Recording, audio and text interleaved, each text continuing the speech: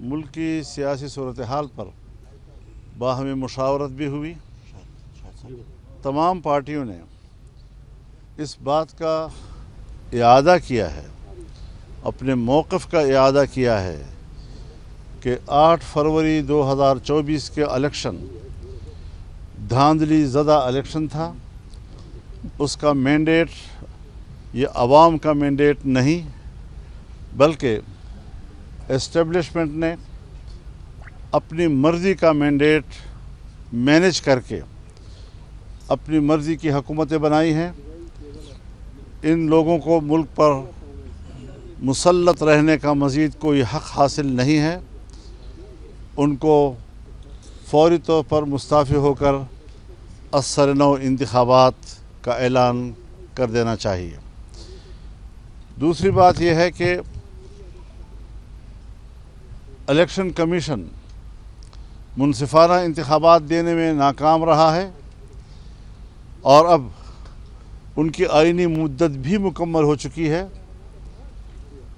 اور ہر چند کہ حکومت نے ریٹائرمنٹ کے باوجود ان کو اپنی ذمہ داریاں نبھانے کے لیے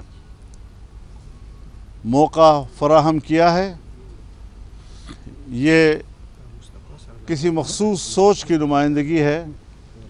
الیکشن کمیشن اگر واقعی آزاد اور خود مختار ہے، اخلاقی طور پر اس کو فوری طور پر مستعفی ہو جانا چاہیے، تاکہ نیا الیکشن کمیشن وجود میں آئے، وہ با اختیار ہو اور غیر جانبدار ہو، اور اس کے لیے ان کا کردار واضح طور پر قوم کے سامنے آئے، تاکہ قوم اس کے زیر انتظام انتخابات پر اعتماد کر سکے۔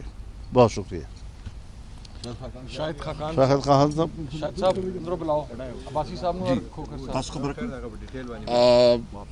میں تو مولانا صاحب، عاشق زئی صاحب، ہمارے پی ٹی آئی کی لیڈرشپ، عمر ایوب صاحب، شبلی پراز صاحب، اور جتنی بھی ہمارے علامہ صاحب، حامد رضا صاحب، سب جو یہاں عشائیہ پہ تشریف لائے تھے۔ یہاں ہماری جو ڈسکشن ہوئی ہے، یہ اس پوری جو اس وقت ملک میں جو کچھ چل رہا ہے، اس پہ تشویش کا اظہار کیا گیا ہے، اور ہم نے یہ فیصلہ کیا ہے کہ جو مولانا صاحب نے آپ کے سامنے اپنے نکات رکھے ہیں، اور شاہد خاقان عباسی صاحب جو ہے نا باقاعدہ اعلامیہ آپ کے سامنے پڑھ کے سنائیں گے۔ بس ہمارا بنیادی مقصد یہ ہے کہ اس وقت جو ہے نا پاکستان میں آئین اور قانون کی بالادستی ہونی چاہیے، اور اس کے لیے تمام سیاسی پارٹیوں کی رسپانسبلٹی ہے کہ وہ ملک میں آئینی حقوق کے لیے اپنی جدوجہد رکھے۔ تو میں شاہد خاقان عباسی صاحب سے ریکویسٹ کروں گا کہ وہ اعلامیہ آپ سب کے سامنے پڑھیں گے۔ شکریہ جی۔ آج اپوزیشن رہنماؤں کا اجلاس سابق اسپیکر اسد قیصر صاحب کی رہائش گاہ پر منعقد ہوا، جس میں شریک رہنماؤں نے ملک کی مجموعی صورتحال، سیاسی صورتحال، معاشی صورتحال اور سیکورٹی صورتحال پر مفصل گفتگو کی، اور وطن عزیز کو درپیش خطرات کا احاطہ کیا۔ سب جماعتوں نے اپنے اس موقف کا اعادہ کیا کہ موجودہ حکومت ایک غیر نمائندہ حکومت ہے جو عوام پر مسلط کی گئی ہے۔ عوامی منگوں کو سامنے رکھتے ہوئے اجلاس نے شامل رہنماؤں نے اس بات پر بھی اتفاق کیا کہ نئے انتخابات ہی ملک کو درپیش مسائل، عدم استحکام، معاشی ابتری اور دہشت گردی جیسے سنگین مسائل سے نکالنے کا واحد راستہ ہے۔ اجلاس میں اس بات پر بھی اتفاق کیا گیا کہ ملک میں جاری فسادیت اور ریاستی جبر کا فوری خاتمہ کیا جائے، اور سیاسی قیدیوں کو فی الفور رہا کیا جائے۔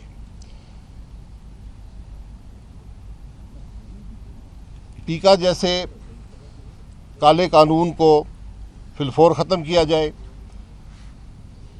اور اجلاس میں یہ بھی اتفاق ہوا کہ آئندہ لائے عمل کے لیے سیاسی رہنماؤں میں یہ جو آج پیش رفت ہوئی ہے اس کو بڑھانے کے لیے، اس کو مؤثر بنانے کے لیے اور اس کی عوامی حمایت حاصل کرنے کا یہ سلسلہ انشاءاللہ جاری رہے گا۔ بہت شکریہ، بہت شکریہ۔ مولانا صاحب، یہ اس سے قبل جتنے بھی اتحاد رہے ہیں، ماضی کا تجربہ یہ بتاتا ہے کچھ لے دے کے بعد ہی سیاسی جماعتیں اتفاق کرتی ہیں۔ آصف علی زرداری کے ساتھ اور نواز شریف صاحب کے ساتھ آپ اور شاہد خاقان عباسی ملتے بھی رہے اور یہ چیزیں ہوتی رہیں۔